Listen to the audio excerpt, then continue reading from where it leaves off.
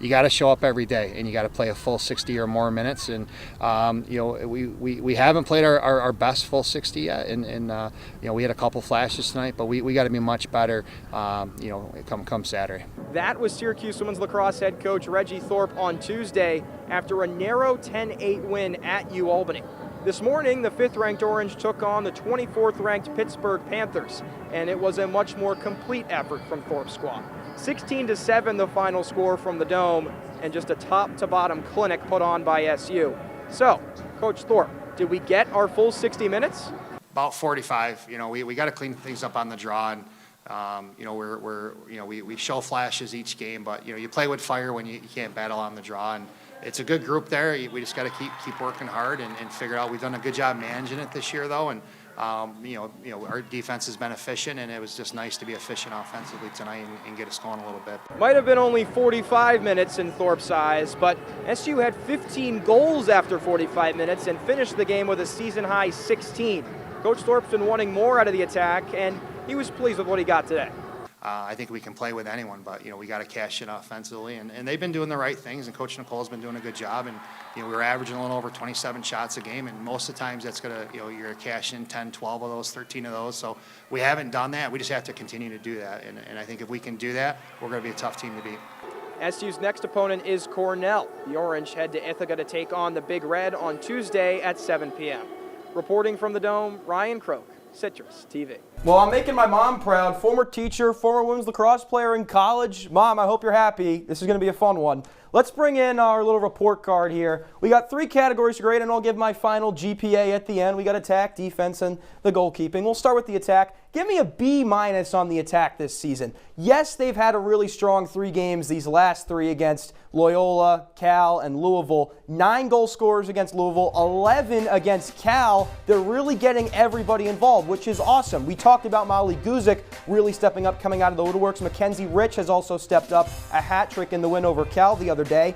But they really haven't gotten that production from the top players you expected to see really putting up numbers coming into this season. Emma Muchnick's had a quiet start. Caroline Trinkus had a solid start in those first 3 games, but really has cooled off since. So they're scoring goals at a high output, but they're also a little bit sloppy, turning the ball over. Coach Thorpe, they were up 10-1 at halftime against Cal, and Reggie Thorpe's first line out of the press conference was, we could have been better in that first half offensively. Was not a fan of the turnovers. They had 7 in the first quarter. So the offense has been solid, but it can be even better. Next, we'll go to the defense, which I think has been absolutely spectacular. Give me an A on the defense. It's just unbelievable what this team's done defensively. You look at those first 3 games, Luke. I know you were harsh on them for losing to the 3 top teams in the country. I'm going to be a little bit nicer. Listen, this is a North Carolina team that is scoring 21 goals a game. They held them to a season-low 13. Stanford's averaging 16 on the season. They scored 8, also a season-low against Syracuse. They're causing turnovers. They are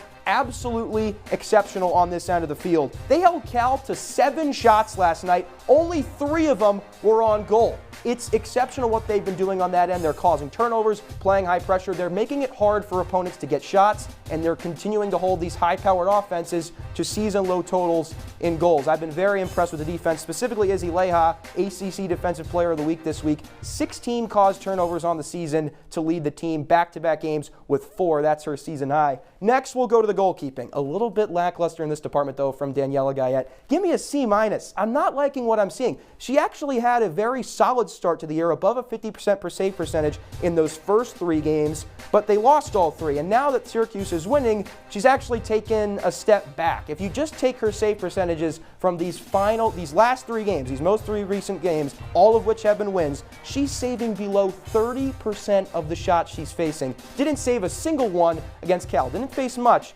but she didn't save a single one of the 2 she faced all night, and that's to boot 2 back-to-back sub-40 save percentages coming into the game. So I think if Daniela Gayette can really step it up in between the posts, Syracuse is already having some great defensive play to help her out.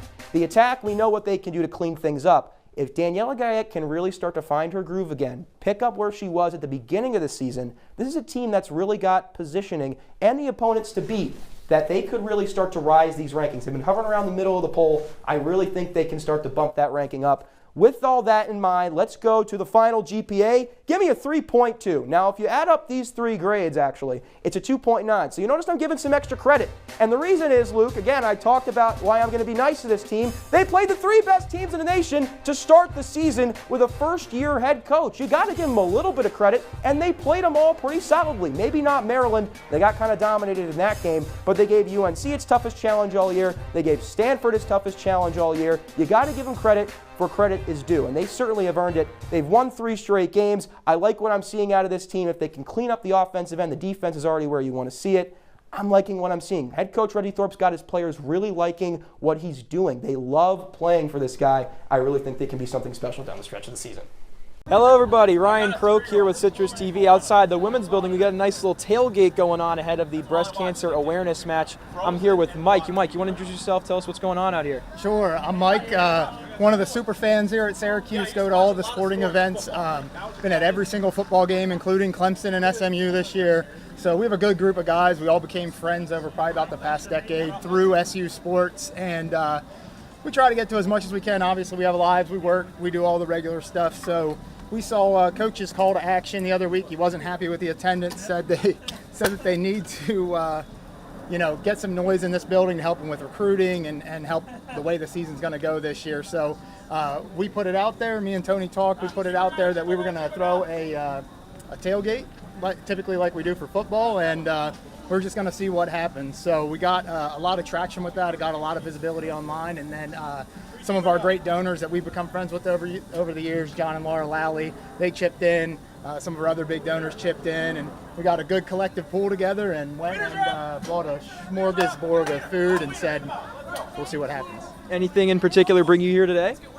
Well, I mean, just like I said, Coach's call to action. This was obviously a bye week with football, back in town from work travel. So I just said, all right, this is the game, circled it on the calendar and said, that's the game, we're going to do it. And we went forward with it. Awesome. You mind if we take a look to see what you got on the grill? Go for it. Awesome. Grilling burgers and dogs out here, it seems. Mike's doing a great job over here. Strictly burgers and dogs today. So, yep, just finishing up. We've been at this since about 4 o'clock. So, crowd has steadily rolled in, and I think we've fed almost everybody. So, I think we got the perfect amount for this tailgate, and yeah, we'll look to do it with other sports. We've already heard from some coaches from some other programs, and we're going to try to do what we can for everybody. Awesome. Sounds great. Here with Mike at the women's building, Ryan Croke, Citrus TV. Once again, Ryan Croke, Citrus TV, here at the women's building. Here with Tony this time, still tailgating outside. Ryan, you are so handsome. Let me tell you. Thank you, Tony. Look at that tie. He looks phenomenal, doesn't he? Thank you, Tony. Gorgeous. I appreciate it. You remind me of one of the Savage brothers from Boy Meets World. Sure, yeah. Yeah. You are way too young to get that reference. That's okay. I'm familiar. Okay. All right, my man. I know they did a I love this remake. guy. I know they did a remake. Tell me what's going on out here. I mean, what brings you out here today? The coach basically was like, hey, attendance isn't great. Nobody's making noise. Nobody's having fun. We were like, hey, let's tailgate. Let's bring the energy. Let's have some fun tonight. Let's make this wild. Yeah. Let's have a blast, baby. Come on. Come on. Dressed in the pink jersey for breast cancer awareness match. Gotta love it, Tony. Anything in particular looking forward to watching today? Some kills, some dives. I'm not too familiar with volleyball, but I know how to make energy. I know how to get people amped up. I'm just ready to have fun. Let's win, baby. Let's send the Bears pack. It's bear hunting season in upstate New York. It just opened today, 6 o'clock. Let's go. You got to make tough plays. You got to have resistance. You got to be able to defend. And we just don't do that. We've been inconsistent all year, and that's reflected in our record. That's been the challenge all year, and to get people to care about that end of the floor, and not only the offensive end of the floor. That was Syracuse men's basketball coach Adrian Autry after an 88-83 loss to Wake Forest 10 days ago. This was Autry after SU's domination of Binghamton way back in the season opener. Tonight exemplified, what our summer looked like as far as defending and playing with energy, playing for 40 minutes. Everyone that came in the game, they gassed out. They gave a tremendous effort. It was fun for me to watch those guys compete like that. The Orange defense was great to begin the year. Through 2 games, nobody in the country held opponents to a lower effective field goal percentage. So, how did we get here? Ironically, Coach talks in the beginning of the week about how the team has just not been playing defense. zero effort on defense. So what do? They come out flat as a pancake, 11 straight points. Autry should be getting 100% out of his guys every night. He should be, but he's not. We just stand around and watch our players go down the hole. I mean, it's just appalling. They're not really seeing real basketball. This isn't real basketball we've had for years. SU hasn't held an opponent below 70 points since January 1st. In that same time frame, it's allowed 85 points 7 times and triple digits on 2 separate occasions. There were times late in the season where you could tell something's off. So, they're just not hitting that same gear. That's Syracuse.com's Mike Waters. He realizes the challenge of playing elite defense through a rough stretch of the season. As the losses mounted, not that anybody quit, but sometimes can you muster that effort that it takes to play defense at that level? Like, you're still playing hard, but are you playing that extra degree hard that it takes to play at this level of college basketball, and especially defensively? Today, SU's defense is nearly unrecognizable from its earlier self. Even guard Nate Kings agrees. Not hanging our head on the defensive end like we normally have in the past. We got it going pretty well offensively, but it's hard to win games when you can't compete on the other end. I mean, Syracuse ranks, 17th in the ACC in points allowed. I think 17th in the ACC in field goal percentage defense. That's not the way this season was supposed to go. But why did the defense experience such a drop-off? That's a good question. I'd probably, I can't really pinpoint why. Certainly not what you want to hear from one of SU's top perimeter defenders. Does Waters have an answer? A lot of fans want to say, the team quit or they didn't buy in or whatever. Listen, a lot of it is the dynamic of teams' offenses get better over the course of the season, and then you've got to get better on defense. And I don't know if Syracuse had the ability to get better on defense. That's one way to look at it. Here's another. Some guys aren't able to play defense in order to make this system work. Kyan Anthony, as a freshman right now, is not a great defensive player. Tyler Betsy's not a great defensive player. Nate Kings is a really good defensive player. I think Nathan George is pretty good. Will Kyle, obviously, I think is ACC all-defensive team. To Waters, it's a combination of a lack of talent and a lack of effort. It takes 5 guys to play defense.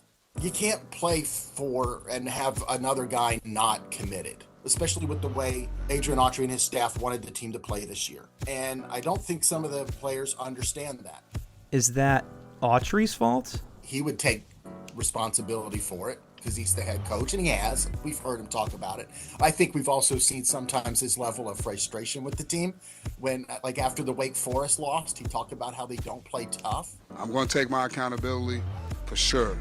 And I got to do a better job to get them to understand, but the toughness part is just, you got to have it.